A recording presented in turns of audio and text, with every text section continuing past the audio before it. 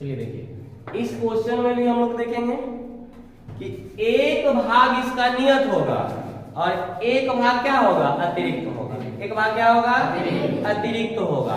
तो इसमें हमको फिर से अगर वह रिलेशन मालूम चल जाए तो ये क्वेश्चन क्या हो जाता है, आसान होता है। एक छात्रावास के मासिक व्यय का एक भाग नियत है तथा शेष इस बात पर निर्भर करता है कि छात्र ने कितने दिन भोजन किया। ऐसे समझिए कि आप जो है हॉस्टल में रह रहे हैं, छात्रावास में क्या कर रहे हैं, उसका रूम भाड़ा तो नियत है। महीने के हिसाब से मान लीजिए कि अगर 500 रुपया रूम भाड़ा आपको लग रहा है, अरे कितना भी लगे लेकिन 500 मांग के चलते हैं, नहीं तो कहना 500 में रूम दिला दीजिए सर। तब 500 रुपया जो है उसका क्या है, नियत है। और बाकी अगर एक दिन भोजन किए तो 100 और 2 दिन भोजन किए तो अब मान लीजिए कि एक विद्यार्थी ने मात्र भोजन किया कितना दिन, 22 दिन। तो यानी कि उसका 2200 रुपया तो भोजन को लगेगा ही, और ऊपर से जो है रूम भाड़ा कितना था, 500। तो यानी टोटल उसको कितना देना पड़ेगा, 2700 देना पड़ेगा ना। तो इस प्रकार से हम इस क्वेश्चन को समझेंगे कि एक भाग उसका नियत है, अब बाकी वह जितना दिन भोजन करेगा उसका पैसा उसको लगेगा, उसका पैसा उसको क्या होगा। तो फिर मानने में भी प्रॉब्लम नहीं होनी चाहिए। दिया हुआ है कि नियत खर्च तथा प्रतिदिन का खर्च ज्ञात करें, नियत खर्च तथा प्रतिदिन का खर्च ज्ञात करें। तो देखिए हम लोग क्या मानेंगे, पहले नियत खर्च। माना कि छात्रावास का नियत खर्च बराबर x रुपया। नियत खर्च बराबर, देखिए तो मानने के लिए लंबा चौड़ा ज्यादा लाइन लेने की जरूरत, अगर इससे भी दिक्कत हो तो जो हमें निकालना है उसी को क्या करेंगे, माना कि नियत खर्च बराबर x रुपया, प्रतिदिन का खर्च बराबर y रुपया। इसी को हम लोग क्या करते हैं, मान लेते हैं। तथा प्रतिदिन का खर्च बराबर क्या हो जाएगा, इसीलिए प्रश्न से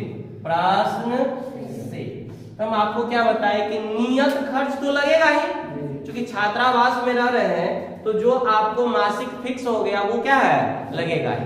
तो अब वो मान लीजिए कितना है, x रुपया। होता है ना कि कभी आप पर्व में या किसी छुट्टी में घर चल जाइए तो उतना दिन भोजन नहीं ना करते हैं आप। तो मान लीजिए उसने कितना दिन भोजन किया, 22 दिन। तो एक दिन का खर्च y रुपया है तो 22 दिन का क्या होगा, 22y। तो कितना हो जाएगा, 22y बराबर देता कितना है 22 दिन का, 1380 रुपया। 1380 रुपया समीकरण क्या मान लेंगे इसका, 1। पुनः अब दूसरा रिलेशन में फिर से देखिए, सिंपल सी बात है, नियत तो हमारा फिक्स है, उसको क्या मान लेंगे, x।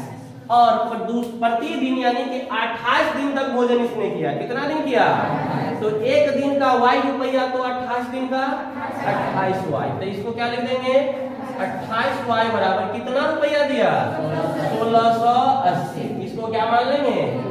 अब देखिए यहाँ पर से फिर से वही बात, अब जो है रिलेशन हमारा निकल गया, समीकरण एक दूसरे में से घटा के x और y का मान निकाल लेंगे।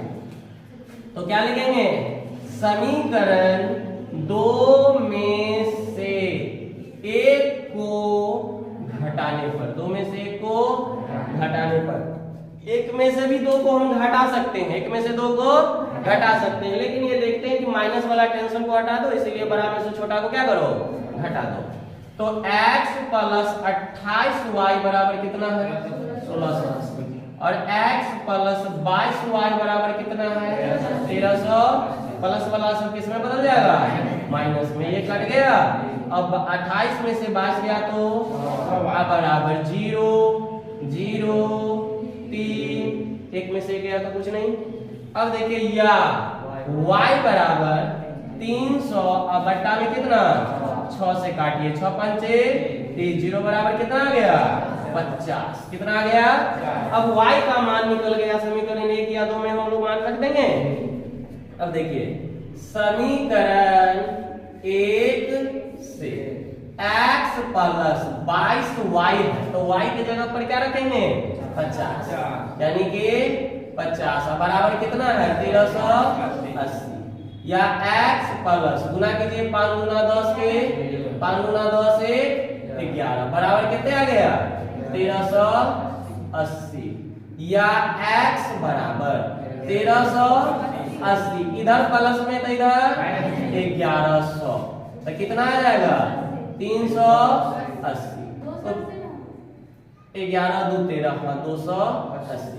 अब देखिए अतः ध्यान दीजिए नियत हम लोग माने थे ना, तो क्या लिखेंगे नियत खर्च बराबर x बराबर कितना 280 रुपया, तथा फिर दूसरा क्या माने थे प्रतिदिन का खर्च बराबर कितना y बराबर कितना आया है 50 रुपया। बन गया। धन्यवाद।